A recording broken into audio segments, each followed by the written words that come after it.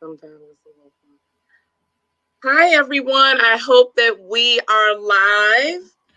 This is Jamila with Sound Off Saturdays and my Leading Ladies series. I am just checking my page to make sure we are all a go, and we are. And I want to share this with Miss Ramona's followers as well so that they can join in with us. Ooh, I see some people here. All right, so we are all set. We are live. Thank you guys for joining us. Thank you for joining us. Those of you who may not know, I do this series every Saturday called Sound Off Saturday. Now, Sound Off Saturday is definitely a different format. I'm usually talking about hot topics. It could be anything. It could be from politics to entertainment to sports to church to whatever pops up, right? But on third Saturdays, I dedicated third Saturdays to highlighting women who are leading women in various areas of their life. And I want to make sure that I let you guys know we did skip the summer months, so you didn't miss any in the summer. But if you are interested in seeing the others, they are up on my YouTube channel. And they are archived here on Facebook as well. But you go to YouTube, it'll be a little bit easier because you don't have to comb through all my other videos to find these. So today I'm so excited. I am so excited. We have, oops, look, people are always texting me in the middle of a live. Always. I have a friend with me today, and I'm so excited. We are highlighting authors. So not only is she a friend, someone that I have grown to love and respect and appreciate, she also has written a book. How exciting, how exciting. So if you are on my page, if you can hit like and share, if you are on YouTube, if you could subscribe, make sure to share this with your followers because we're going to be talking about some good things as it relates to being an author today. And we were also going to have her sister, who is also an author, but she's dealing with something with her family. So you all keep her lifted in your thoughts and prayers. But we're going to continue on, and we will definitely have her on another time. So I'm going to have Ramona introduce herself first, and then we are going to jump right into our question. Well, hey, everybody. Hey, Sound Off Saturday crew. I'm so honored to be here with Jamila. My name is Ramona Baltimore Clark. I am from Northern Virginia. Proud of it. Route 1. Woohoo! And I grew up in the church. I'm from here. My parents are from here. My mom is from the Plains. My dad is from Marshall, Fauquier County. So my blood runs deep in Northern Virginia, right? But I am honored to be here today with my friend Jamila. Woohoo! And I'm so glad to have you. Listen, I was thinking of how to close out this year and trying to set all of my topics, for the remaining months of 2021. And I said, wait a minute. I know too many people who have written books to not have authors on my list. Authors was one of the things that I did not have on my list, believe it or not. And as soon as I thought of authors, you all popped up in my head. So that is so cool. So glad that you all join me. And this definitely won't be the last time I do authors. I know so many people who have written so many great books. And I think it's just so important to share. And just like with anything else, there's room for everyone, right? It doesn't matter how many books are written in the world. Every book is always curtailed to someone's situation, and it's going to relate to you just as anything else. So I am so glad. Now our post is shared. It's all over social media. Again, welcome. And make sure you guys like and share so that others can hear as well. Okay? All right. So I'm going to start with my questions, and I am so excited. All right. So question number 1, Miss Ramona, what inspired you to become an author? Actually, my children inspired me. So my children and then my husband. It was my daughter first. I've always been very open with her about life and the things you encounter during life, because I didn't want her walking down the same paths as me. And I know we all say that, but then we keep secrets. And then our children end up going down those paths anyway. But the Bible says those generational curses and generational blessings, right? And so we fall into so many generational curses because we don't tell the truth. And so I have always been very forthcoming with her, no matter how ugly my past was, to share with her. So as she got older, she did encounter some things herself that she's sharing with me more. She becomes an adult, and she did encounter some of those same things. But she would always bring her friends to me. And so she would always say, Mom, they need you to talk to them, or they need you. Or she would have a group, girls group. She would always start one at the beginning of the year. And then she would say, okay, Mom, I have these 6 friends of mine. I need you to meet with us once a week or once a month. So she really kind of pushed me to do that. And then I get so busy that I couldn't be consistent with the groups. And she said, Mom, you just need to write a book. You just need to write a book. And I would be like, no, I don't think nobody ready for my book. Of course, I hid a lot, and I didn't want to bring any shame on my parents, more than I already had in the past. And then my son didn't know my story, right? The way she had, my husband always knew. And he was like, honey, you really do need to write a book. And he says, who cares about what people gonna think about you? Somebody needs to hear what you got to say. And I said, okay. So I probably started the book about 4 years ago. Actually, I started the book when Shay was 21. She was sitting in the hospital, and she's 30. So that's how long it took me to write that little book, because I will put it down. And she was in the hospital. And she has to share her own story, but she was at UVA, and she was probably on her 24th day at UVA. And we were there with her night and day. And one night I had my computer, and I'm sitting there with her, and she's experiencing a lot of pain. We're on day 24. And I just start writing my thoughts down. And I kept saying, oh my God, is this the sins of my past that have caused this upon my daughter? And so I just started writing things down till it became too painful to face. Yeah. And, so I instead of continuing on with it, I talked about it. I thought about it. And then Tony wrote his book. My cousin Tony is an author. Yep. Bishop Tony. We're going to get him on here soon. Yes, he's the author. And he's always kind of stepped out to do some things. And I called him and I said, Tony, you need to teach a class on how to write a book, because people want to do it. They just don't know how to do it. And so when he did that, I took his first class and I sat on it for another year. And then we were home during the pandemic, and we're sitting here and we said, okay, we're going to be home for a couple months. Who knew we were going to be home for almost a year? Right. Yeah, we're going to be home for a couple months. And all my kids were here with me. And we were like, okay, what do we want to accomplish while we're here? Let's just not make this idle time. What do we want to get done while we're here? And so everybody wrote down what they wanted to get done. And mine was to complete the book.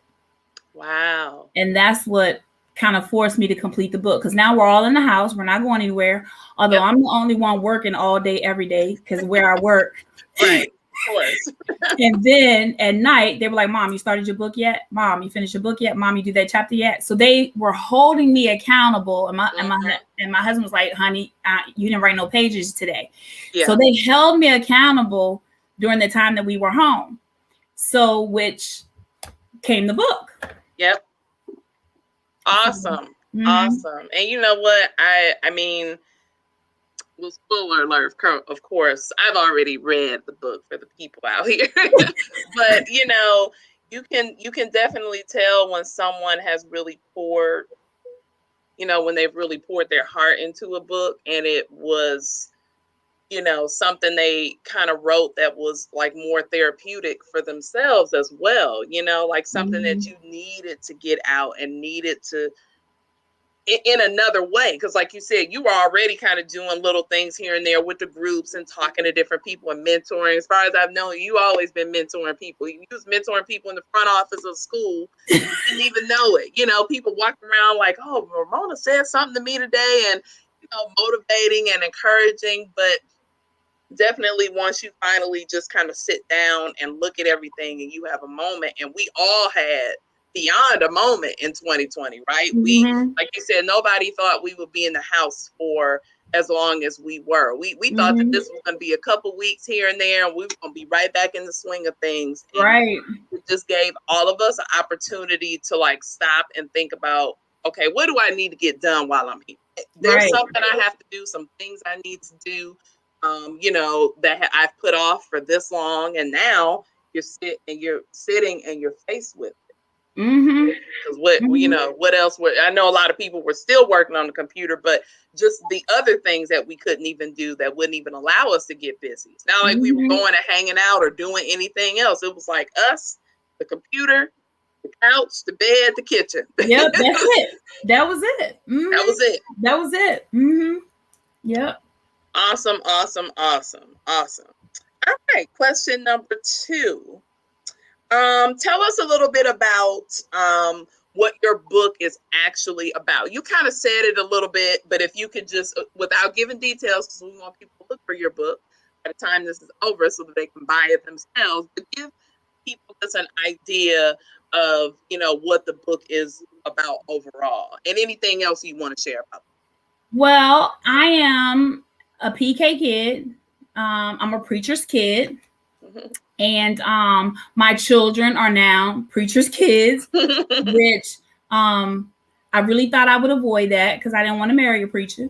I didn't want to marry a pastor. I didn't want to marry nothing like that because I grew up in a house like that. And although my parents were, we had a lot of fun in my house. Like my dad was Bill Cosby and my mom, you know, so my dad wasn't pray 24 hours a day, wake up, pray, go to bed, pray. We didn't live in that type of house. Now my husband grew up in that type of house, but I didn't. And so I experienced some things. I was truly the prodigal son, I guess. The prodigal son. And so I wanted to share my story so that people who are prodigal children, grown adults, would know that there's always a safe place to come back to, no matter what you've done. Because if you read my story, you would be like, whoa. Right. What the hell? No. What? Right? That's what. Yep. Yeah. And if she can come back, I can come back. You know, that type of and it's so funny because my husband was like, and my mom said to me when she read, because I had her read it before I published it, you know, because I didn't want any surprises, because she didn't. And when she called me, she said, you know, I knew some of this, but I didn't know all of this. And some of the parts that I know you didn't even put in here. So you didn't even put everything in the book, is what she said to me. And I was like, I would be in jail if I put everything. Right. Yeah. You know? And you really have to be careful about dates and times and what you put in, because honestly, there are some spots in the book where I changed moments in time because I didn't want to be in trouble for some of the things that I had done with me. Right. So my reasoning for writing the book is because I also wanted to help parents. It really is a book for parents to read. Yes. Because you could be seeing your children one way. Yep.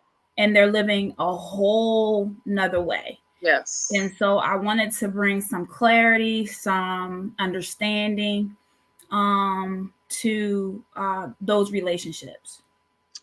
Yeah, Absolutely. And you know what? It's so funny. Things that I had to laugh about some stuff. I mean, the reality is there are some things back in the day that a lot of us did that are probably not as legal or acceptable, now. I mean, we Now. all probably have those, we all have those kind of stories. So you're right. You Mm-hmm. have to, be careful about what you talk about and what you say. And then even when if I'm sharing something with somebody personally, I'm like, okay, Lord, do I really need to say this to this person? Or because you Right. do have to be careful. But I like what you said too about it being really helpful for parents, Mm-hmm. because I saw that when I was reading through your manuscript. Like, I was saying to myself, like, parents need to be reading stuff like this, because I'm a parent, you're a parent, Mm-hmm. tons of people who are parents, and your kid's life looks one way to you, right? Mm-hmm.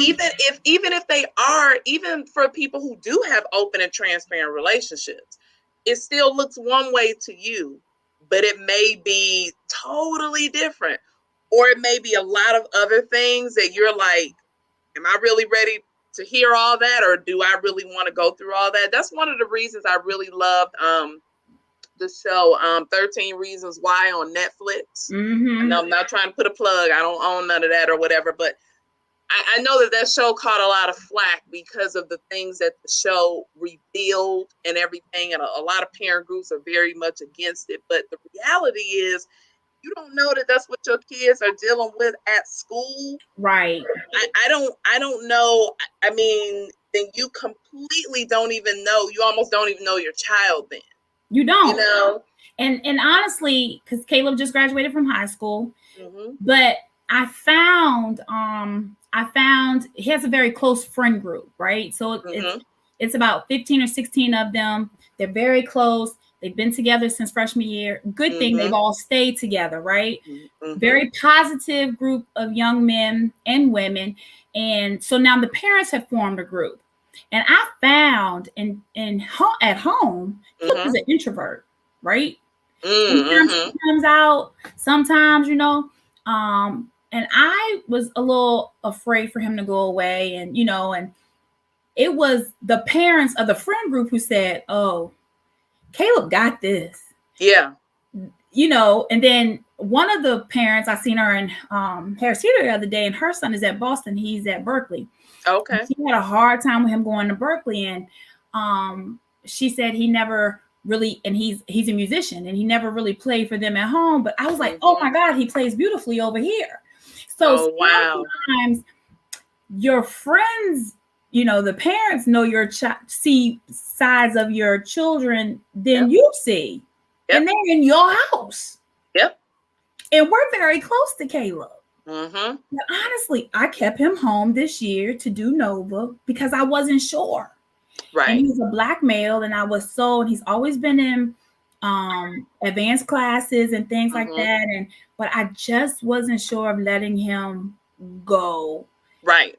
But after I talked to all the parents, okay, I'm ready for him to go next semester. Okay, you can go, because they've seen a side of you, and they're like, no, if anybody is ready to go, Caleb is ready to go. Know, I got that other side of what we really see.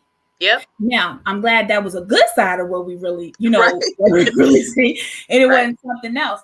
But they show all their sides to their friends, than they will to you. Right. And as a parent, if you're not open to hear what others have to say about your child, oh, you're gonna have a rude awakening. Yeah. You're gonna have a tough time. Right. Because honestly, you know your child. You watch them grow from, I could never figure out why my parents knew when I was lying or when I wasn't lying, or Right. Yep. That's because they watched me grow, so they know my tendencies. Right. By the time I get to a certain age, right? But as parents, what we do is we forget about the tendencies. Yep. Because we only want to see what we want to see in our kid. We forget about the tendencies, Right. And then you leave your children open for the prey. Absolutely. Absolutely. Your husband is here in the comment section talking about he wasn't afraid. Oh, he wasn't. He was like, you need to let him go. You need to. I was like, no, he can't go. No, he can't go. He wasn't, but I was. It's always one. That's always how it is with parents. Somebody's ready and somebody's not. And a lot of the people, even if it's not a parent group, sometimes it's right in your family. Like it's the auntie that'll tell you more about your own child than you know. I remember how close I was to my aunt growing up. You know, my aunt Cheryl, I felt like we were really close. And you know, you have those kind of different relationships where you're more comfortable X, Y, and Z. And I wasn't uncomfortable with my mother, but I was more comfortable with my aunt. And so there were some things we talked about, some things we didn't. That, you know, like you said, you have to be ready to hear that and accept it, you know, and that's okay, you know, that other people have these kind of relationships with their kids too, because I look at that as help, really, you know, as opposed to something that's more intimidating, you know, like, I don't want people to know my kids. Yeah, it takes a community. I don't want people to know my kids better than I know my kids. Like, well, it's only so much sometimes it's going to happen between you and your child, and they won't always let you in, but they might let somebody else in. Right. And then that helps you obviously down the road, you know. As long as you and especially if you can trust that person. Absolutely. It can do nothing but help you and honestly help with your relationship with your child. Right. You know? Right. So yeah. All right. I'm trying to look at the comments at the same time. All right, next question. What do you think holds people back from,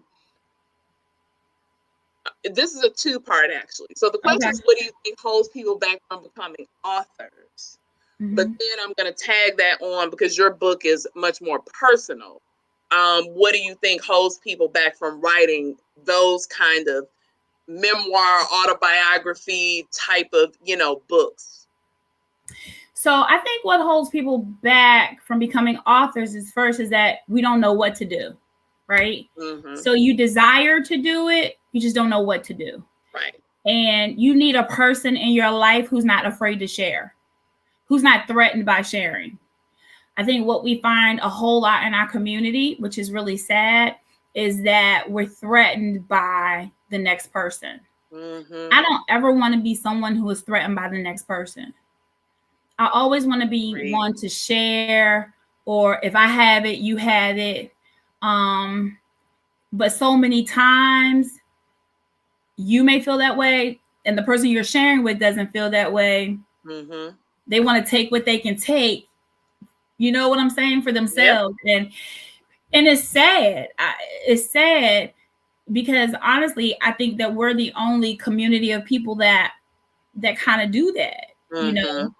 And so when I reached out to my cousin Tony, I was just like, Tony, you need to have a class. You need to do something. However you figured it out, you know, work your way through you know, using us as guinea pigs, use me as a guinea pig to you know, because I needed to glean from him what he learned, right? And if it wasn't for him sharing or even getting started, it still took me a year and a half after that, you know, to get started. But even if he didn't step out and just do it, I still would be stuck, right? I still wouldn't have known what to do. Right. Because although we desire to do things, sometimes we need that push, or, you know, someone who has done it before us. And I've always been one, I'm not afraid to ask questions. I'm not afraid to figure it out. You know, I'm sorry, I don't know what I'm doing. Can you help me? Or what do I need to do to get there? So I thank God that Tony did that. And he stepped out. He said, you know, Ramona, I don't know. I don't even know what else, you know, how I should do. And I was like, well, use me. Let's figure this out and let's stand up. Right. You know, and then you have to be willing to, like, I have a coach. I have a coach, a strategies coach. And so because I am a life coach, I've took my certifications, but I haven't stepped out there yet. But you got to be willing to pay for the knowledge, right? And so why should I expect you to pay me for coaching when I don't even want to pay myself, right? So when he did it, I was like, and you need to charge because I'm trying to get this from you, right? Right. And so I think we shouldn't we should pay for the knowledge that we want or the help Right. that we want. Right. We're all trying to get up together, and there's enough out here for everybody. Absolutely. You know, and I think people write surface books and not in-depth books because of what I was afraid of at first, what are people gonna think. But me writing that book, I think, has helped me and has helped more people than I could have ever imagined. And my next book is even more in depth. I think that's the only thing, and I guess it all depends on the type of person that you are. I think for me, we've known each other for a long time. I think I've always been I'm very transparent, probably a little bit too much sometimes. I'm very transparent. I don't hide nothing. Yeah. And I think after being laid off from my job and bringing me into the school and starting all over at $10 an hour, and I was just like, I ain't got no cut cards. Okay. Yeah, really. You know, because I have been through so much and now I got to start all over. This is who I am. I ain't down for all of this, you know, here, you know. So I think it all depends on the type of person that you are and the people who you want to reach. I want my life to make a difference. Right. You know, I want to be able to reach people, to teach women, to teach men. You know, I'm just now in my 50s, God bless it, in my 50s, starting to walk out the call on my life because for a long time, I just didn't want to do that. I was okay being in the background. Yep. And you know what, people like Pastor Tony Smith, who we are referring to, Ramona's cousin, Pastor Tony Smith of the Word Church in Ashburn, Virginia, and don't get me to messing up Second Baptist in Clifton, Virginia, I believe. You know, it takes people like Tony and just other people who are willing to help other people. And yes, pay too. That's my secondary point. But the willingness to even step out there to help. You know, there are a lot of people that have knowledge of things, how to do things, how to put things together, but they ain't gonna tell you. They ain't gonna share it because they don't want to give it up, you know, or they don't want somebody else to encroach upon their territory. And I just saw a meme right before we got on here talking about the bread section in the grocery store. Look at all the different types of bread that's in the grocery store.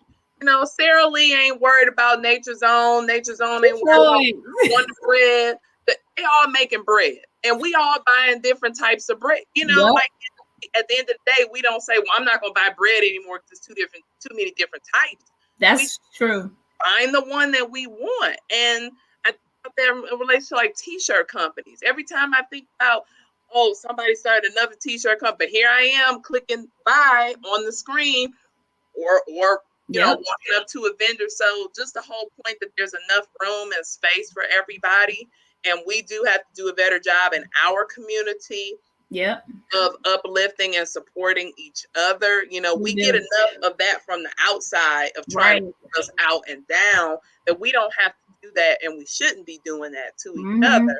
And then even further, as Christians, you know, people who call themselves believers, that's a whole nother set of accountability and responsibility that we should have upon each other. But even if you're not a Christian, there's some basic things that everybody should just be done. Uplifting and encouraging doesn't have to do with anything. It just has to do with kindness and wanting people to be better and to do better, to empower people, inspire people. And like your husband said in the comments, you know, you do have to invest for greater knowledge. Everything is not always just going to come or fall to you. You have to make some investments. And sometimes it's money. Sometimes it's time. You know, sometimes it's you sitting under a tutor, you know, a mentor or whatever. But the point is you have to invest, and you have to look at it as an investment, as something that's going to either help you in the future or somebody else. So very, very, very important. Lance, I love your comments. What you say? I said Lance is all in your comments. Lance is all up in the comments. That's all right. Lance is in the supporter. I love it. Keep the comments coming, Lance. And thank you guys. I meant to stop and just tell everybody who's jumping on. We've had a couple people jump on Facebook, a couple people jump on YouTube. Thank you so much for joining in. We're talking to Ramona Clark today, Ramona Baltimore Clark, an author, talking about all things of being an author and writing books and these personal books. And absolutely, sharing your personal story can be very scary because a lot of people don't want to put themselves out there and then it crashes or it falls and then they feel like, well, now I've exposed myself to the world and nobody wants to read it, you know, or now to put all this out there and I did all this work and what's going to happen, you know. But that's why I said earlier, sometimes it's also just more therapeutic. It's more about what you needed to do for yourself. And I believe that as many books as there are out there, somebody is buying somebody has purchased something. There are books that I look at and I say, who bought this book? And then I'll click on it, or 1,000 people bought it. Yeah. I would have never thought to purchase certain books, but hey, somebody is. So it's never about if there's really enough space for you or if people are going to. It's more so about like our willingness to kind of just get out there and do what we know we've been called to do or we're supposed to do. And if you're still searching, you'll get there too. You know, it don't come overnight, but I know a lot of us have a lot of things on us that we know we've been led to do and or called to do. It's just a matter of us deciding when we're actually going to do it. Yep, that's the truth. That's the truth. Or when we're brave enough to do it. That's true. I had those thoughts too. I was like, man, I'm not writing this book. Who wants to read a life story? I kept saying that to myself. Who wants to read a life story? I kept saying, just write the book. Do what God told you to do. Write the book. Yep. So look at where you are. See? All right. So what were some, I think we hit this a little bit, but I'll ask it anyway. What are some kind of stumbling blocks once you were in the process of writing the book? Did you come across any kind of stumbling blocks or obstacles, you know, that maybe made you want to stop or made you start to doubt or whatever in your creative writing process? First time, but my weakness is that I'm not a reader. First of all, I have to force myself to read. So writing a book, I'm like, write a book. I don't even like to read a book. I mean, that's just full transparency. Yeah. And then, so I would have to read my own book, right? And then my weakness is, you read my manuscript, right? Before I even let anybody. So my weakness is I am not a grammatical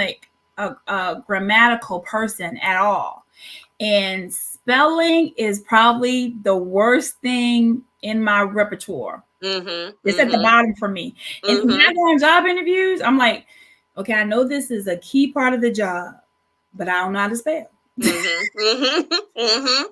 People like, seriously, you just said that in the interview, and I'm like, I'm trying to tell you up front. Right. This is, you know, so that is my weakness. So writing a book, I didn't know if I could find, and I didn't know anything about so when I sent you my manuscript, I hadn't even sent it to an editor yet. And to find out what an editor needed to do or anything like that, I was still working my way through the process, right? Trying to figure the whole process out myself. Right. And so, and then when I sent the book to you, I said, this book gonna scare Jamila. But honestly, you were the one person I thought of. I said, oh man, I need to ask Jamila if she would look at this, you know? So for me, those were my stumbling blocks because you need those things in your wheelhouse in order to complete this process. Right. Yeah. I wasn't strong in any of that in my wheelhouse at all. And so I really had to step out of my comfort zone to do that. Right. So that was and it's probably, that's why it took me so long to do. Yeah. And I cannot sit for half an hour doing one thing. Right. I can work. I can do real estate. I can work. I can do whatever. but I'm doing multiple things at the same time. Yeah. Yep. So I am not, and I'm not gonna say I have adult ADHD or anything like that, but I cannot. So Lancer says to me all the time, I don't know how you have the TV on, you have this on, you have that on. If something is quiet, if I'm sitting there and I'm working, even in my job, I have the TV and the news going on all the time. Yeah. Yeah. Because I just can't sit there and not have all this going on behind me. Yep. And so this requires you to do that. So it was that those were my stumbling blocks trying to complete this process. Yeah. Right. Writing is it's a tedious task. Mm-hmm. You know, it's the same, you know, when I'm teaching kids in school, especially in elementary school, the number one thing that keeps them from writing is not knowing how to spell something or not knowing how to say it, you know. And I'm always telling my kids, listen, just get it out. Get it out on this paper. I promise you, Miss Galt will help you. You know, I always tell them, I said, teachers have this magic brain, like we can read anything, even if it's not spelled the right way, even if it doesn't make sense, like we know exactly what you mean, you know. But that's the biggest stumbling block for most kids is, I don't know how to spell this, or they just don't know how to say it. So they can speak it. They can tell you about it all day, but then there's just this big wall between what's here and then putting it, you know, on the paper. And I know that can be really challenging. And like, I love writing. So like, I could have wrote my way through Howard University. I really did write my way through Howard University because my major was politics. So I didn't have, you know, I wasn't in mathematics, and not equations and building and projects, essays. Like, and I love it. Love. And sometimes though, when I think about that and the things that I did, because I would even help people with their papers. Now, I'm not gonna say if I did papers for them or whatever, but I'm just saying we all did what we had to do to make it through school. But I mean, when I look at that, sometimes I think like, hey, but writing can really be intimidating. Like something that comes very easily to me, or something that maybe I just learned to really love, is grammar is intimidating in and of itself. Yes. How to say something in a concise sentence that's intimidating enough. So I think that's probably the same for a lot. I think Jennifer Lewis, and I loved her book. I got it sitting over here on the shelf. She talked a little bit about that. She kind of related it to her bipolar disorder, though, just about the process or the structure of writing. You know, how she could just be talking about one thing, then something else will come up, you know, and if she was on one subject too long, she had to switch, you know, minds and modes. So she really had to have a lot of help to kind of reel in everything, you know, that she wanted to talk about in her book, because it was just coming to her. And however it was coming is how she was writing it down. But I don't think that's necessarily the format that they were looking for, you know, once you go to publication. But obviously the goal is just to get it all written down. You can tease all that other stuff out, but if you don't even have the thoughts there, it's nothing. Right. Like you said, you can speak it all day long, but to write it, and writing the first word, the first sentence is the hardest. Like, whoa, right? Yep. That is the hardest, you know. But you want that sentence that's gonna like grab people, because you need something that's gonna make people say, I want to keep reading this book. Yeah. Yep. And whatever that is, you work so hard to kind of figure out what that is. But yeah, that definitely is challenging. And I've read a lot of different books, and some of the opening lines have been like, what? you know, or some of the open lines have been like, I don't know if I'm going to keep reading this. And then most of the time the book has been okay, but the opener wasn't there. It was just kind of like, but I like to read. And so I'm like, I would have been lost. I wouldn't have, I would have just said, okay.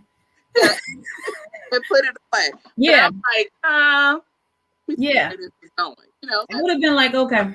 Let me push through a little bit more. See what this person means. So yeah, absolutely. All right, next question. What is a favorite book of yours? And why? Okay, this is gonna be funny because I already told you I don't like to read. So, Yeah, I know. so this is gonna be real funny because I skim through books, right? That's all right. I skimmed through books, but this has been my best book yet because this is what we've been trying to do, and it's called Hidden Credit Repair Secrets. Well, that's all right. So, for me, the practical person over here, right? It has been Hidden Repair Secrets. It's by, I pulled it out here so you can see it. It is by Mark Claiborne. But I mean, it really tells you what you need to do to start repairing your credit. Lance is cracking up in these comments. He is cracking up. So, it's just, how to dispute that stuff on your credit report. Yep. So, and honestly, I mean, Jamila, you already know me. I'm not that deep in spiritual. I know God, I love God, and I know that I know God has something for me to do and some people for me to touch, right? Yeah, absolutely. And so, so I'm just very, here it is. Yep. Take it or leave it. Yes, this is me. Yeah. Nothing wrong with that. But yeah. So go ahead. I'm trying to find this book, and I just thought I had it so ready, and I don't know where it is. You keep talking. Oh no. So that has been my favorite book by far. Now, a book that changed my life a few years ago. Now I'll tell you one thing that changed my life a few years ago when I knew. Now I was still out there sinning. I wasn't married yet. I was still doing things I was big enough to do. And I was in the middle of I was at the end of one of those real bad cycles for me. And this was before, this is how old I am. This was before TD Jakes made it big. It was his Woman Thou Art Loose book. Oh, wow. And it was his conference. He was in Baltimore. It wasn't no tent, but it was like in this field. He was at this big place in Baltimore. I went with some of the women of my church, and I was sick as a dog at that conference because I was going through. I was having some side effects of what I had just done. Sick as a dog at that Women Thou Art Loose conference. And that conference, I can still see him on the stage ministering.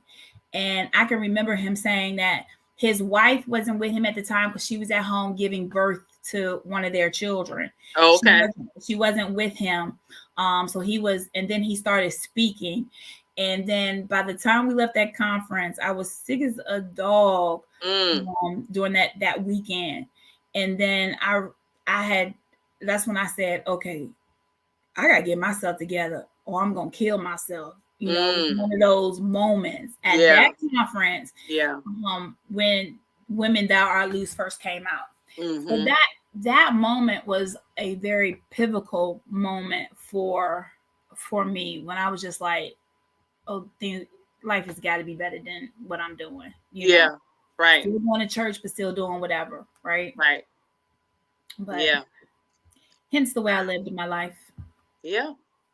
And I mean, and everybody has a story, whether they tell it or not. It's their business, I guess. But everybody has a story. I don't know. I have so many favorite books. I don't even know where to start. But I can't find one of them. And I'm like, I'm freaking out because I'm wondering, where is it? Like, did I let somebody borrow it? Because I'm getting upset about it.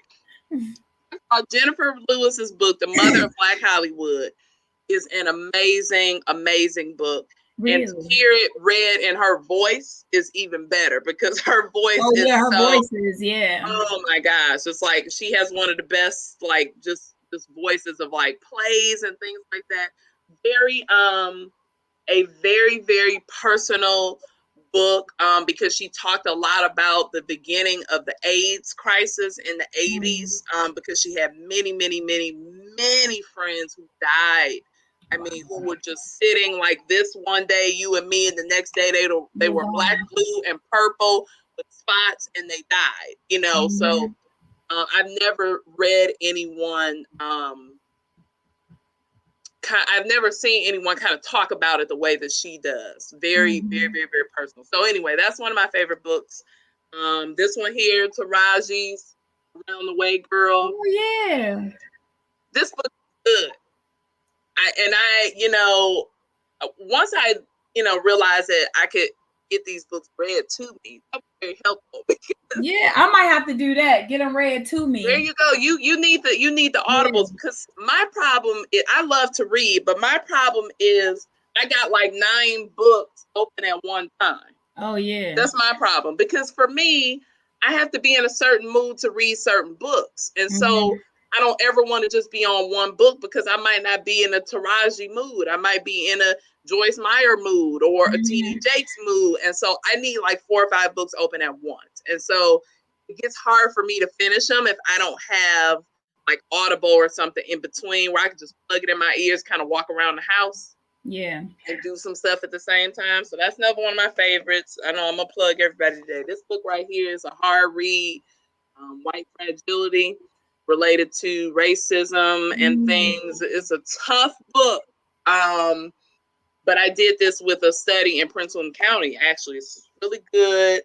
Amanda Seales' book, Small Doses. This is a tough book to read too, but it has a lot of truths in it. And of course, I have Michelle Obama's book is amazing and better in her voice. I'm in love with Audible using people's voices for the books. That was the best thing they could have come up with.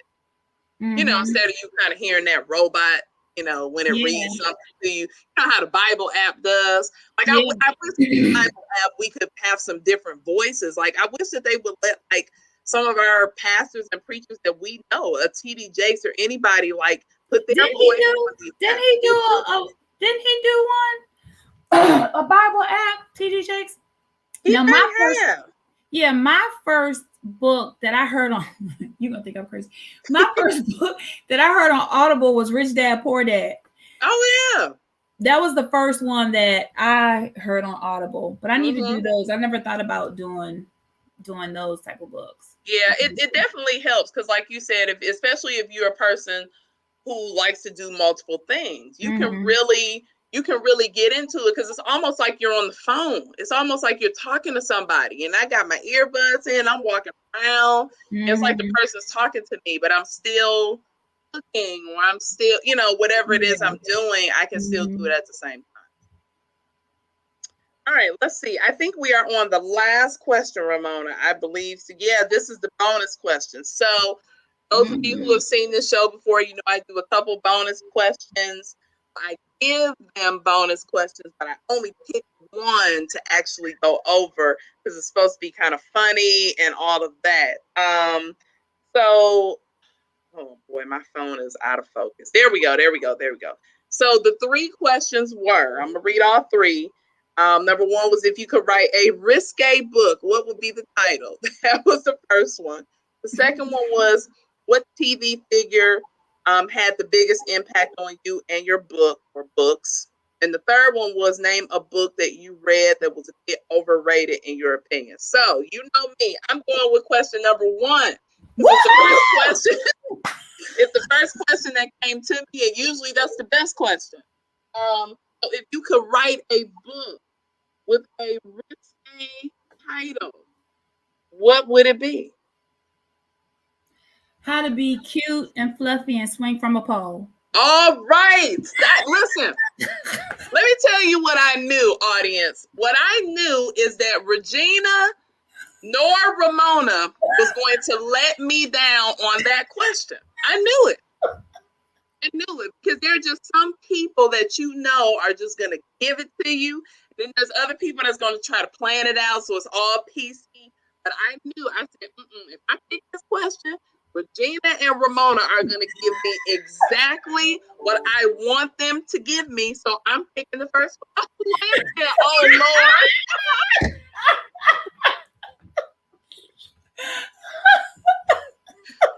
Listen, Lancer, you need to put in the comments what your book plan will be, because I know you have one too.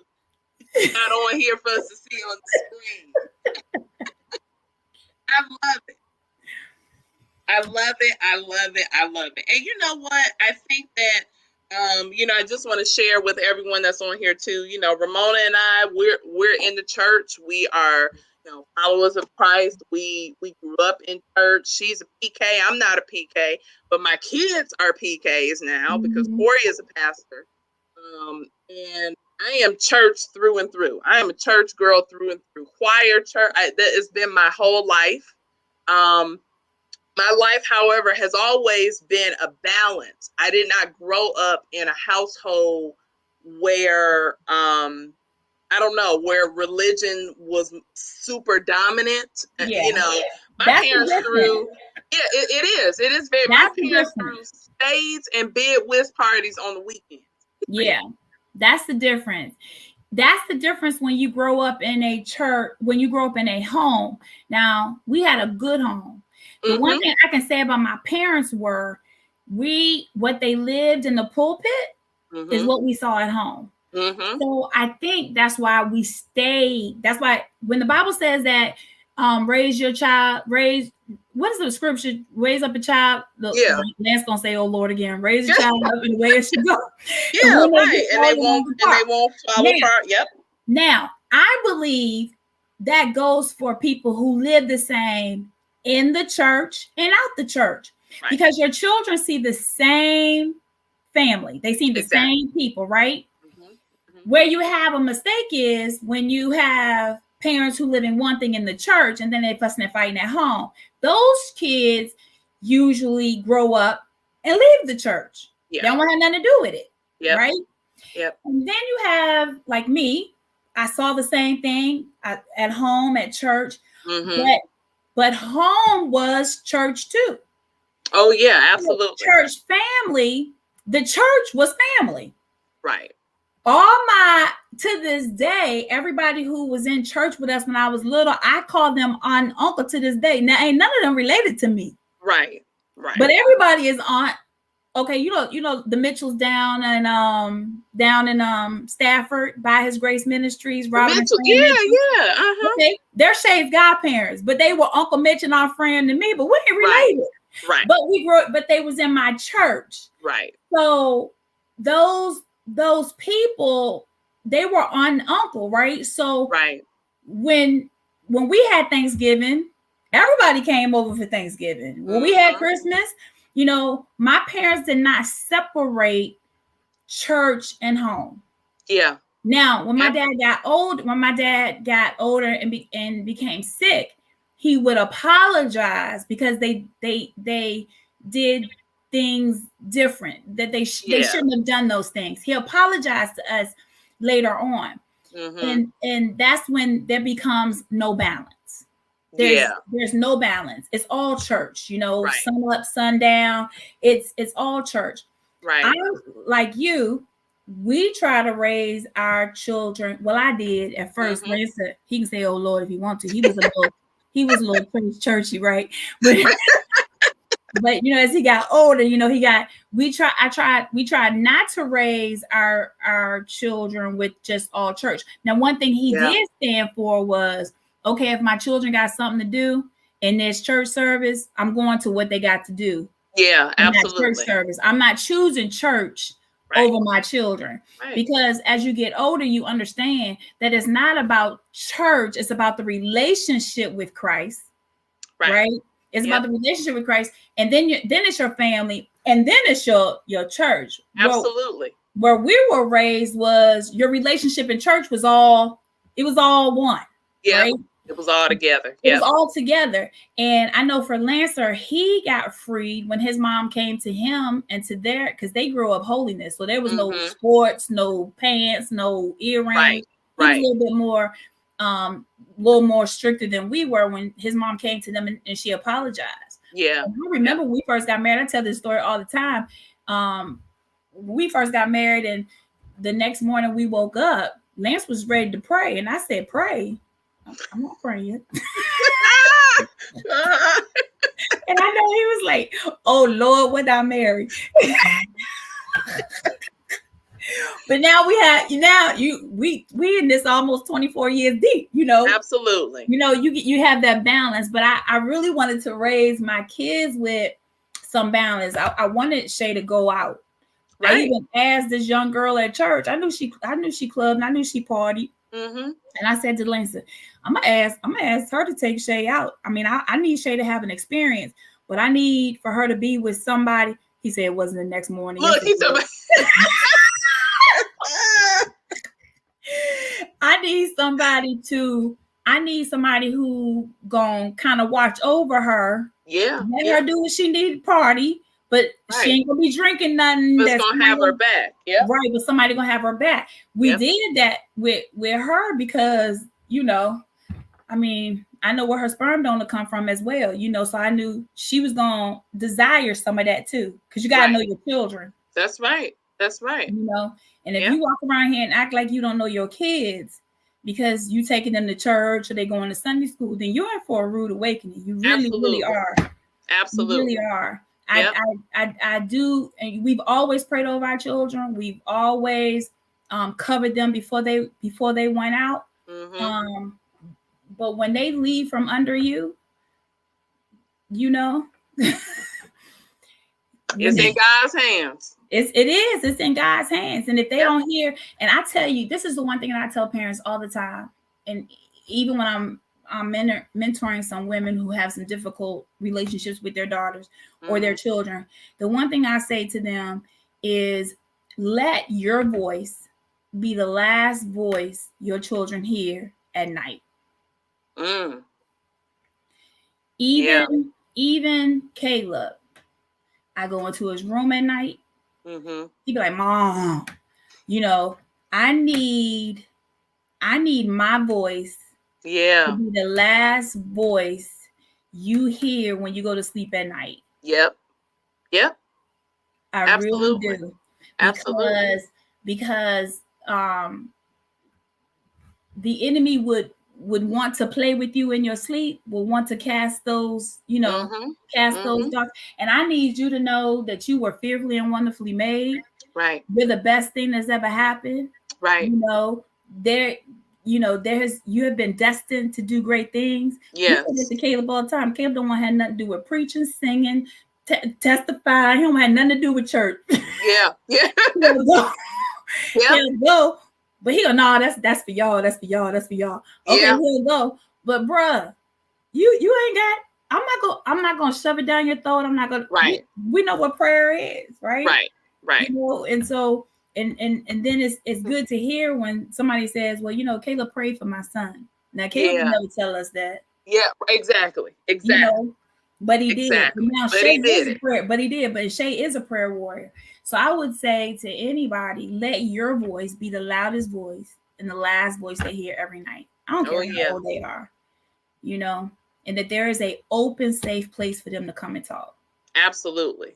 I love that, especially in our positions with being church leaders and how important it is. And I mean, even as it relates to being an author, you talk about authenticity is what people are looking for. You know, if people are, there was a time when I think you could get away with being one way in the pulpit and one way at home, there was a time when you could get away with that. But those times have passed, and these new generations, they'll eat that up. You know, they're able to tell it. Yeah, they see you a mile away. Yep, they see you. And the kids know, a lot of kids know what they want now versus before. A lot of kids are searching. People know what they're looking for. That's one of the things Corey announced right in front of everybody, you know, when he was becoming a candidate and pastor of our church. You know, he literally went through the ranks. And I heard some oomph in the room, and I know some people were surprised, but the reality is that was life. He said, you know, God didn't give me this family to abandon it for the church. Right. Good for Corey. Always like Corey. Yeah, I mean, he put it right out there. He said, my relationship with God, my wife, our family, the church. That's right. In that order. And he said, I'm trying to be transparent to give you an opportunity before you vote me in to know where I stand and how important this is important to me. But God didn't give me all these things for me to acquire this and then reorder everything. You know, that's not the structure of it. And so, you know, he said, that's not how I want to start. And that's certainly not how I want to finish. So I'm going to put it out there in the beginning so that we don't have any, there's not any, you know, no mystery to it. You know exactly where I'm coming from and where we stand, and balance is so important. And the reality is people want to be in a place that feels authentic, that looks authentic, that reflects who they are, what they're going through, what they're dealing with. And they want to see you got some of the same struggles. You know, I remember when Taylor first found out Corey was going to be the pastor, she could have bit nails. She said, what? And she prayed in the car, Ramona. She prayed on the way to the church that the church would not vote for him to be pastor so that she wouldn't have to be at church over and over and over and over again. That's how she prayed, right in the car. I just about fell out. Yeah, she knew.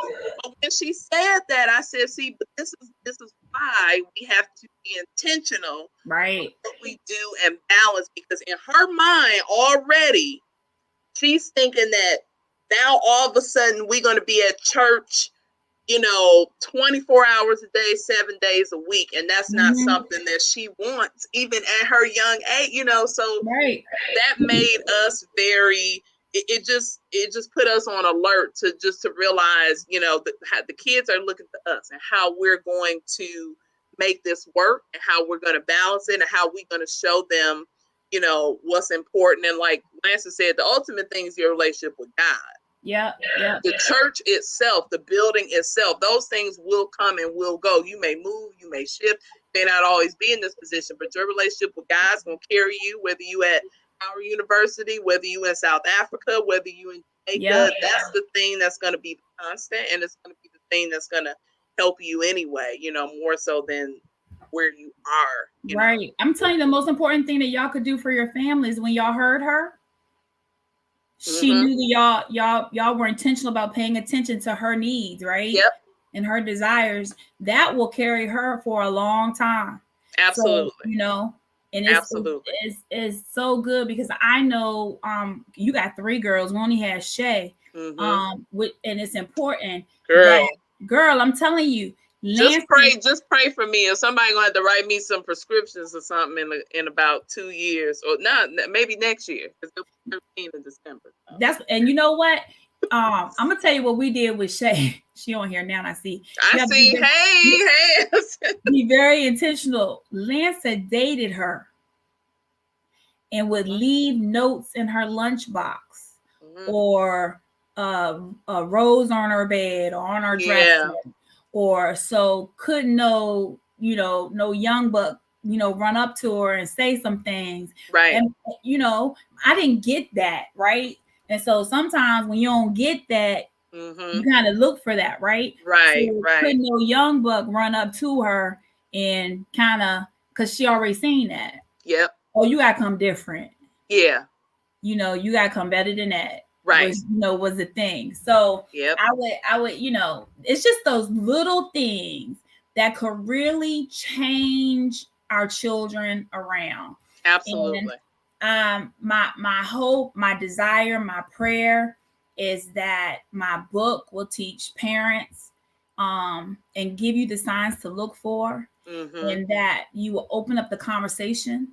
You know, open up and have a real dialect with your children about where they are in their mind and their sexual experiences. I mean, everything. Right. If you cannot have those conversations with your kids, if you're afraid to say the word sex to your kids, then you're going to lose them to someone else.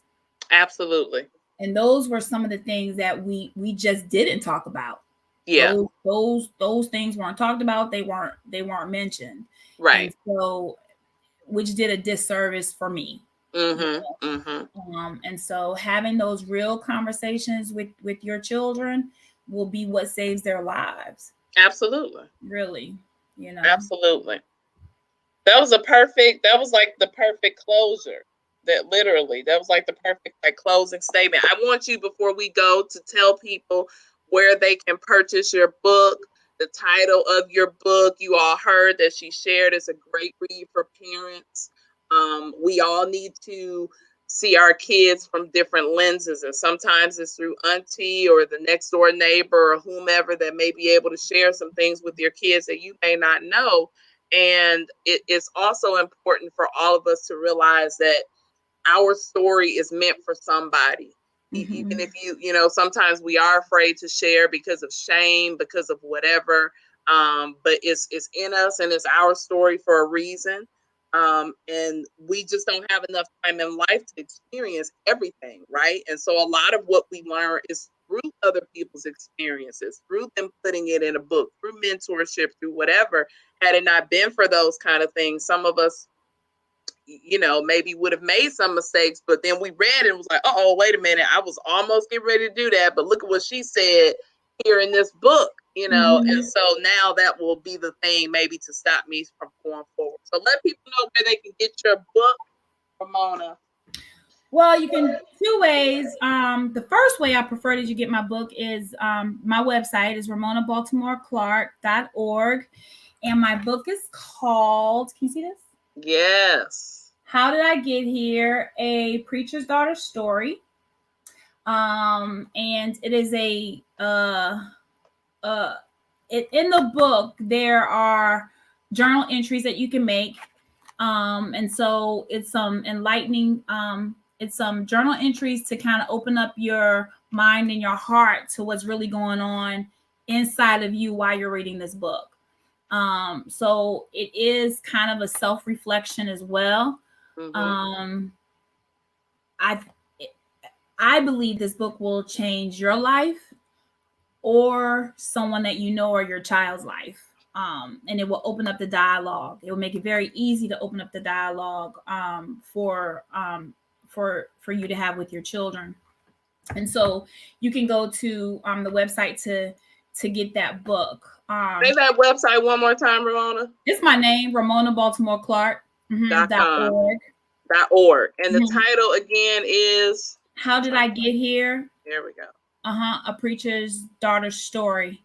And in October, I'll be starting the 30 for 30 mentoring. So I haven't been doing it. So I'm being shifted to do the life coaching. And so that will be on the website as well. Awesome. So it's on the screen. And those of you who go back and watch this later on YouTube, because it is on my YouTube channel, Jamila Gault, please go subscribe there. Or if you come back on Facebook, I'll post a screenshot on IG as well. But the website is here. The title of the book is here. Go and support. And then also, if you are interested, in just learning more about how to write a book. Where do I get started? Where do I go? What do I do? You could also reach out. I know that Pastor Tony Smith has had a course before. I don't know if that's something he's still doing or continuing to do. But if you reach out to myself or to Ramona, we can definitely get that information for you, because I know a big piece of writing is just knowing even where to start. Who do I go to? How does this even begin? Where do we go? And we have people out there with information. So we're going to do all that we can do to share it so that, other people can be a part. Absolutely. Let's support each other. You need a community to support. Absolutely. And the more that we support each other, the more that we'll grow. Our ministries will grow. Our platforms will grow. Absolutely. We begin to share what each other is doing. So absolutely. Well, Ramona, I want to thank you. This was such a great conversation. It's been so long since I've seen you in person. Like, computer is in person now, but I know it's so long since I've seen you in person. But I'm definitely always thinking about your family. I love the videos that you all share, everything. Listen to your mom. I love her and just ministry. And And of course, congratulations to Essence. I'm so sorry I did not make the wedding of the year because it looks like you all had a wonderful time.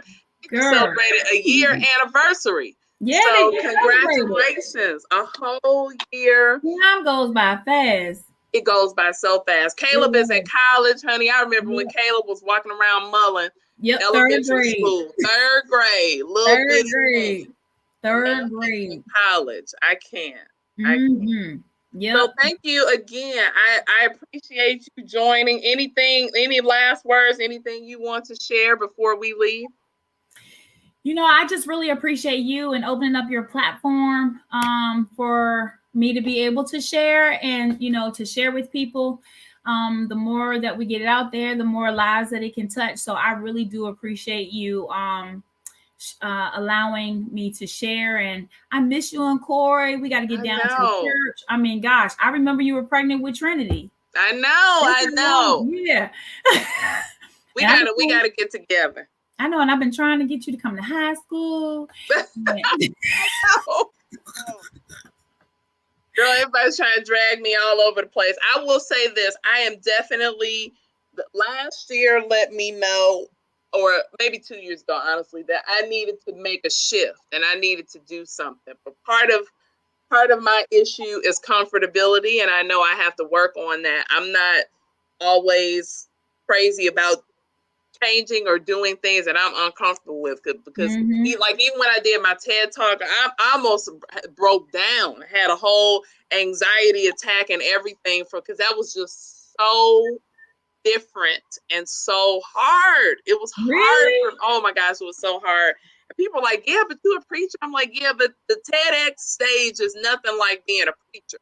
It's a very different setting, and I just wasn't really prepared. But really ever since then, a little bit before then, but definitely since then, God has really been pushing me and working on me about doing things outside of my comfort zone and just opening myself up to what it can be and just, not being afraid. If the seed is planted, it's there for a reason, or else I wouldn't be thinking about it. Yeah, doing it afraid. That's been my problem, doing things afraid. Yep. That's why I had to get my own coach. Somebody, I had to invest in myself last year. And that's probably the biggest thing that I did. Spending money on myself to invest in myself to get me to the next level. Because sometimes you have to get out of people who know you. And in this area, people know us. They know you, and you can't be vulnerable with people who know you. You can't kind of share. And so I had to go outside to somebody who didn't know me, some strangers, and pray about where God was sending me to get that coaching that I needed, right? To propel me to do what God intended for me to do. Absolutely. So I thank God, so this year has been a year of finding out who I really am and moving towards that, right? And making some things happen before the end of 2021 that I started. So absolutely. So thank you for this platform. I really appreciate it. You're love welcome. You to life, Jamila. Yes, love you guys. Love you too, and love your family. And we are gonna get together as soon as absolutely humanly possible. I'm gonna look and move some stuff around because we got to do it. All right. Well, we're there for you. Anytime you need us. Tell Corey I said, Pastor Corey. I will tell her. He was working. He said, you talking to Ramona today? I said, yeah. Oh man, I ain't talked to Ramona in so long. I said, I know. I love Corey. I used to call him at the last minute. I love Corey. He probably wishing he was back where we. He enjoys working at Tuscarora High School in Loudon. That's where he works. He is at Tuscarora in Loudon and right in Leesburg, and he absolutely loves the staff. He's developed some great relationships. He's been there. I think this is year 3. Wow. Or year 4. But he loves it. I think he misses the little guys, but it's a different environment at high school. It is. Listen, when I went to high school, I love Mullen, but I went to high school. I said I would never go back to elementary. That's what I hear. That's what I hear. First of all, I was scared as I don't know what when I walked through the halls the first couple of times. I used to get to work real early, so I wouldn't have to encounter students in the hallway. I was very intimidated at first. Yeah, yeah. But once you got to know the students, I said, I'll never go back to elementary. Yep. That's what I hear. Yeah. I mean, but you know, that's another conversation. Yeah, all right, right. Love you so much. Love you too. Take care. Thank you for joining. And you all, thank you for watching and joining. And go back and look at it later. If you didn't get the whole video, you can see it here on Facebook or YouTube. Thank you so much. Take care and have a great rest of your weekend. All right, bye.